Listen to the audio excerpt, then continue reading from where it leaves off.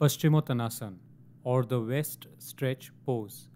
Sit erect with feet stretched out in the front and the knees firmly touching the floor. The toes are pointing upward. The back is straight and the body is at 90 degrees to the floor. Inhaling, lean back a bit with the hands at the side. At the same time, stretch out your toes.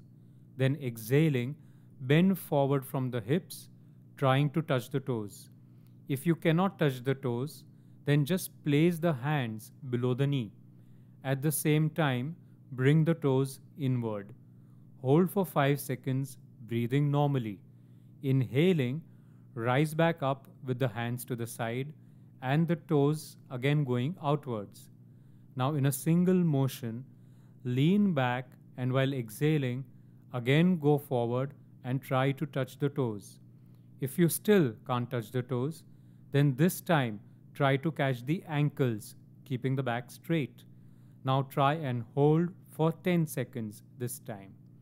Now do this for the third time, and this time try to get into the final position.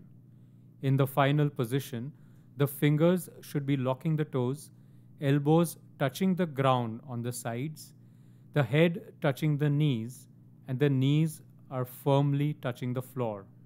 Stay there for 10 to 30 seconds, breathing normally, and then slowly come up while inhaling.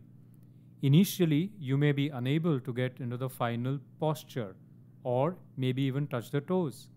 This is fine so long as you are doing the asana correctly.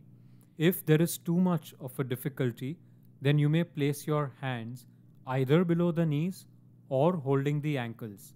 With regular practice, you should gradually be able to stretch yourself more, and before you realize, within a few weeks, you may be able to get into the final position.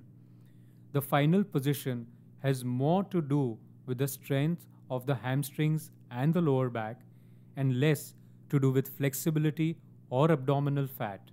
So the more trained and flexible your hamstrings become, the more you will be able to go forward. After doing Paschimottanasana, always follow it up with Purvottanasana or the counter pose, which we will just show you. Paschimottanasana stretches and lengthens the spine and the hamstrings. It is good for relieving sciatica and improves the nervous system. It helps reduce unhealthy fat around the torso and is good for digestion and all kinds of gastric disorders. Persons with severe injuries or problems of any kind should not do this asana.